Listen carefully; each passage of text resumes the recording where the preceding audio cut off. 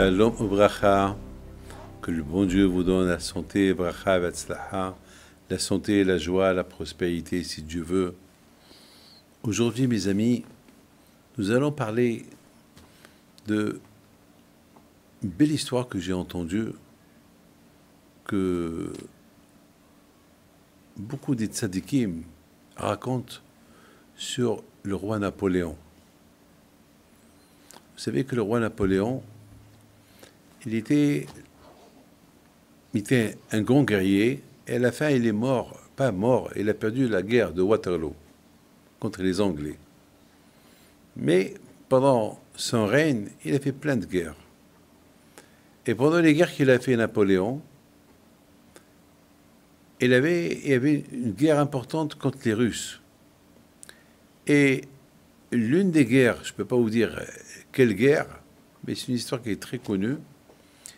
Il a vu que, bien sûr, vous savez, lorsqu'il y a une guerre, il y a des espions, que chacun il envoie des espions pour espionner l'adversaire. Donc, Napoléon, il n'avait pas beaucoup des informations sur la grandeur et de la Russie. Comment il va... La stratégie, comment commencer la guerre, pas où commencer la guerre. Parce que la Russie, c'était grand quand même. Donc, il n'avait pas assez d'informations. Alors, Napoléon lui-même, il a décidé d'attaquer. Et il y a eu un miracle. La guerre s'est bien terminée sans qu'il y ait eu une guerre. Il est arrivé à rentrer dans une des grandes villes de Russie sans guerre, sans rien du tout. Bon, il était content. Le contraire, il a vu que les Russes, ils l'ont bien accueilli. C'était bon. Il n'y a pas eu de sang qui a coulé, pas de guerre. Bon, pour lui, c'est comme une guerre gagnante, une guerre qu'il a gagnée sans faire la guerre. Alors, bien sûr, ce qu'il a le plus étonné, il sait qu'il y a une grosse communauté juive qui habite dans cette ville. Je ne peux pas vous dire la ville, je m'excuse. Alors il s'est renseigné, parce qu'il a vu que les chrétiens, ils sont venus lui présenter un cadeau, et présenter des salutations. Tout était bien. Bon. Mais les juifs ne sont pas venus. Pourtant, vous savez que Napoléon, c'était quelqu'un qui a fait beaucoup du bien aux Juifs en France. C'est lui qui a donné aux Juifs de France le statut d'être des citoyens français. Et que les rabbins de France, ils sont payés par l'État. Jusqu'à maintenant, les rabbins de France, ils sont payés par l'État. D'ailleurs, Napoléon lui-même, à son époque, il avait créé les Sanhedrin, 70 rabbins pour faire les lois.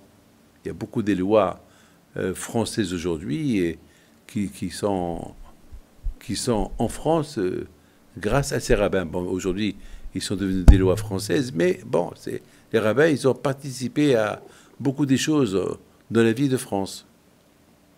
Donc, il était étonné. Comment ça se fait que les Juifs, ils ne sont pas venus lui saluer. Donc, il s'est renseigné, qu'est-ce qui se passe? Et puis, ils sont venus après chez lui, ils lui ont dit que les Juifs aujourd'hui, c'est un jour de deuil chez eux. C'est le jour de Tisha B'Av, et le jour de Tisha B'Av, c'est un jour qu'ils jeûnent, et ils sont assis par terre, et voilà, et c'est pour ça, ils ont pensé venir le lendemain, ils ne savaient pas qu'il allait arriver, qu'il allait rentrer le dimanche. Donc aujourd'hui, c'est Tisha B'Av et c'est pas un jour favorable, même pour lui. Ah bon? Napoléon, il entend ça. Il dit, je voudrais bien voir moi-même, avec mes yeux. Donc il est parti à la synagogue. Vous savez que à Tisha B'Av, c'est vraiment Tisha B'Av. Il voit, bien sûr, toute la communauté. Ils étaient désolés d'accueillir le jour de Shabbat Napoléon à la synagogue. Et Napoléon, il les regarde et leur dit, bon, mais tout d'abord, expliquez-moi, c'est quoi Tisha B'Av? C'est quoi ce jour-là qui est tellement important pour vous que vous n'êtes pas venu me saluer? C'est quoi? C'est un jour de fête, c'est un jour de deuil. Qui est mort? Qu'est-ce qui se passe? J'ai jamais entendu parler de ça. Il lui a dit, comme aujourd'hui, il y a à peu près 1700 ans, que notre temple a été détruit et on le pleure. Chaque année, on le pleure. Parce qu'avant, on avait Israël, on vivait dans notre terre, et depuis que Titus il a détruit le temple, les Juifs sont partis en... Il n'y avait plus rien à faire à Jérusalem. Et pourquoi vous n'avez pas construit le temple? Parce qu'on n'avait pas le droit. Parce que le troisième temple, c'est Dieu qui va le construire. On a construit le premier, Shlomo HaMelech, il a construit. Le deuxième, c'est Ezra et Mordechai Tzadik et Esther qui l'ont construit, le deuxième. Mais le troisième, on n'a pas le droit de construire. C'est Mashiach qui va le construire. Donc pour le moment, on pleure la destruction du temple avec l'espoir de voir le troisième venir. Napoléon, il les regarde. Il leur dit, j'en suis sûr.